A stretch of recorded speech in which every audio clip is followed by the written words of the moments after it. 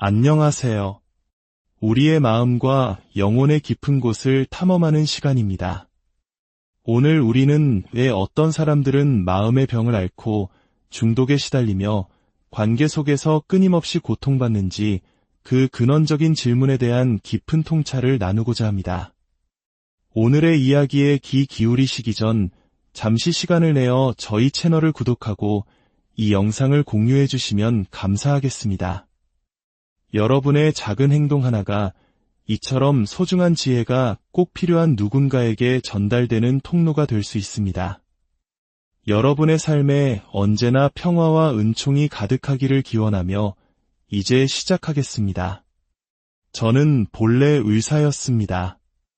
의과대학에서 배운 지식으로 환자들을 치료했죠. 정신건강의 문제든 육체적 질병이든 혹은 중독 문제든 저는 그 원인을 생물학적인 관점에서 찾으려 했습니다. 뇌의 화학적 불균형, 유전적 요인 같은 것들이요. 물론 이러한 설명들이 도움이 될 때도 있었습니다. 하지만 그것만으로는 충분하지 않다는 것을 깨닫는 데는 그리 오랜 시간이 걸리지 않았습니다.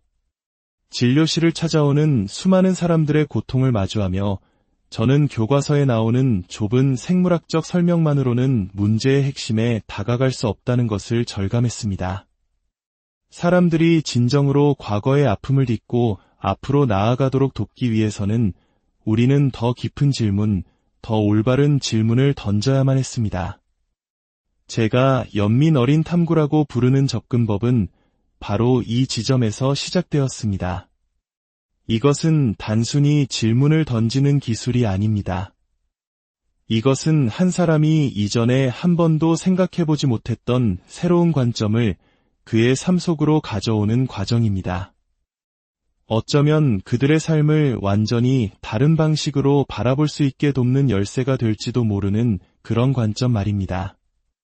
이 방법은 매우 직관적입니다. 저는 어떤 정해진 순서나 체계적인 방법론을 따르지 않습니다. 그저 매 순간 제 안의 직관이 무엇을 말하는지에 귀를 기울이고 그 흐름을 따라갈 뿐입니다. 지금 이 순간 이 사람에게 가장 필요한 질문은 무엇일까? 지금 이 순간 어떤 말이 그의 마음을 열 수 있을까? 그렇게 순간에 집중하며 대화를 이어갑니다. 이 연민 어린 탐구의 궁극적인 목표는 단 하나입니다. 바로 한 사람이 지금, 여기, 즉 현재의 순간 속에서 자기 자신과 온전히 연결되도록 돕는 것입니다. 왜 현재가 그토록 중요할까요? 왜냐하면 트라우마, 즉 우리가 겪는 깊은 마음의 상처는 본질적으로 자기 자신과의 연결을 잃어버리고 현재의 순간으로부터 도망치려는 몸부림이기 때문입니다. 우리가 겪는 대부분의 정신질환, 중독, 신체적 질병들은 사실 현재에 온전히 머무르지 못하는 우리의 상태가 다른 방식으로 표현된 것일 뿐입니다. 과거의 상처에 대한 반응으로 혹은 미래에 대한 불안으로 우리는 현재를 살아가지 못합니다. 그렇다면 어떻게 해야 사람들을 다시 현재의 순간으로 데려올 수 있을까요? 어떻게 해야 그들이 과거의 유령에 휘둘리지 않고 현재를 살아갈 수 있는 힘을 되찾게 도울 수 있을까요? 저는 종종 제 강연을 저의 스승 조니 캐시의 노래로 시작하곤 합니다. 저에게는 두 명의 위대한 스승이 있는데 한 명은 부처이고 다른 한 명은 조니 캐시입니다. 놀랍게도 두 분은 같은 이야기를 했습니다. 조니 캐시는 그의 인생 말년에 부른 노래에서 이렇게 노래했습니다. 한 발은 야곱의 사다리에 다른 한 발은 지옥 불 속에 있네. 모든 것은 당신의 마음 속에서 벌어지는 일. 성경에 나오는 야곱의 사다리는 천국으로 향하는 계단을 의미하고 불은 물론 지옥을 상징합니다. 우리가 천국으로 올라가느냐, 지옥의 고통 속으로 떨어지느냐는 결국 우리 마음에 달려있다는 것입니다. 모든 것은 우리 마음이 만들어내는 세상이라는 뜻이죠. 이는 부처의 핵심 가르침과도 정확히 일치합니다. 법구경의 첫 구절은 이렇게 시작합니다. 모든 것은 마음에 달려 있다. 마음이 모든 것을 이끈다. 그렇습니다. 우리는 우리의 마음으로 우리가 살아갈 세상을 창조합니다. 예를 들어, 만약 제가 세상을 적대적인 곳으로 인식한다고 상상해 보십시오. 모든 사람이 나를 이용하려 하고, 심지어 친구들조차 내 집과 재산, 내 아내를 빼앗으려 한다고 믿는다면 저는 어떤 세상에 살게 될까요? 저는 공격적이고 이기적이며 끊임없이 경계하고 편집증에 가까운 방어적인 태도로 살아갈 수밖에 없을 겁니다. 그런 마음으로는 결코 평화로운 세상을 경험할 수 없겠죠. 반대로 만약 제가 세상에는 사랑과 선함, 연결의 가능성이 잠재되어 있다고 믿는다면 어떨까요? 고통이 존재하지만 그 안에는 치유와 구원의 가능성 또한 함께 존재한다고 믿는다면 저는 완전히 다른 우주에 살게 될 것입니다. 그리고 저의 그런 믿음은 실제로 그런 세상을 창조해 나갈 것입니다.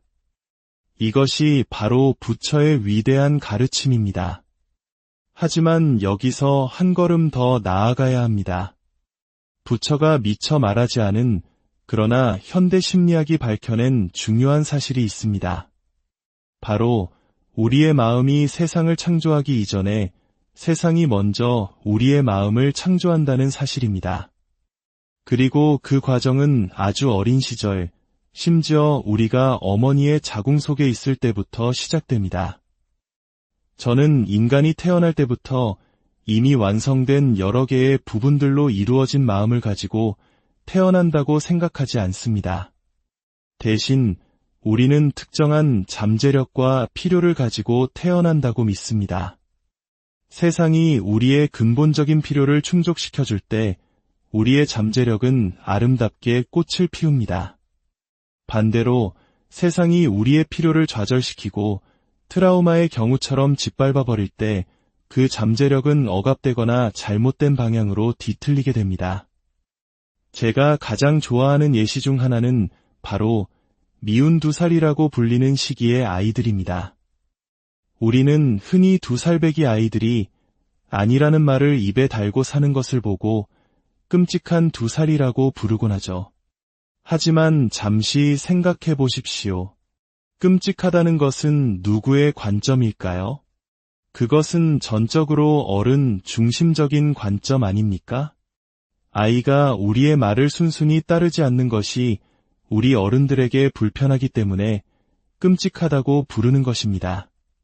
아이가 늘 네, 엄마, 네, 아빠라고 대답한다면 훨씬 편하겠죠. 하지만 자연은 그렇게 작동하지 않습니다. 제 관점에서 볼 때 아이의 아니라는 말은 단순히 새로운 고집스러운 부분이 나타난 것이 아닙니다. 그것은 아이의 성장에 반드시 필요한 발달 과정의 필연입니다. 생각해 보십시오. 왜 우리는 네라고 말하기 전에 아니라고 말하는 법을 먼저 배울까요? 발달 심리학적으로 그리고 우리 평생에 걸쳐 만약 우리가 아니오라고 말할 줄 모른다면 우리의 예라는 대답은 아무런 의미도 갖지 못하기 때문입니다. 진정한 예는 아니오라고 말할 수 있는 선택지가 있을 때만 의미가 있습니다. 더 나아가 의지라는 것은 우리가 무엇을 원하는지 알고 실망과 좌절에도 불구하고 그것을 고수하는 능력입니다. 이 의지는 저절로 생기지 않습니다. 반드시 발달 과정을 거쳐야 합니다. 아이 입장에서 부모는 압도적인 힘과 권위를 가진 존재입니다. 이 거대한 존재 앞에서 아이가 자신의 연약한 의지를 싹 틔우고 발전시키기 위해 자연은 아이에게 작은 보호장치를 심어주었습니다. 마치 우리가 연약한 묘목을 심고 토끼나 사슴이 뜯어먹지 못하도록 작은 울타리를 쳐주는 것처럼 말입니다. 아이의 내면에서 이제 막 자라나기 시작한 의지를 보호하는 그 작은 울타리가 바로 아니라는 저항입니다. 강압이나 권위에 대한 본능적인 저항인 셈이죠. 그 아니라는 안전한 울타리 뒤에서 아이는 비로소 자신이 진정으로 원하는 것이 무엇인지 탐색할 수 있게 됩니다. 이것은 반항이 아니라 건강한 자아가 형성되는 지극히 정상적이고 필수적인 과정입니다.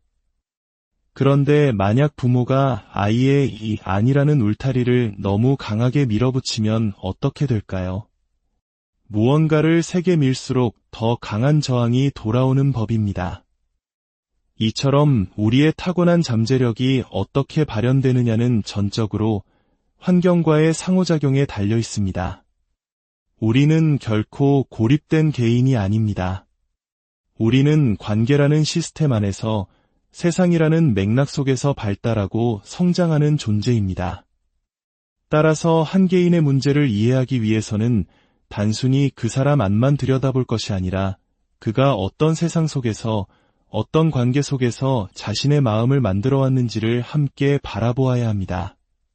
그것이 바로 연민의 시작이자 진정한 치유의 첫걸음입니다.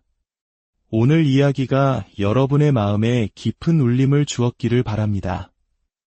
이야기가 필요할지 모를 소중한 사람에게 공유해 주세요. 당신의 진정한 자신과 연결되는 힘을 언제나 발견하시길, 그리고 당신의 삶에 늘 평화가 함께하길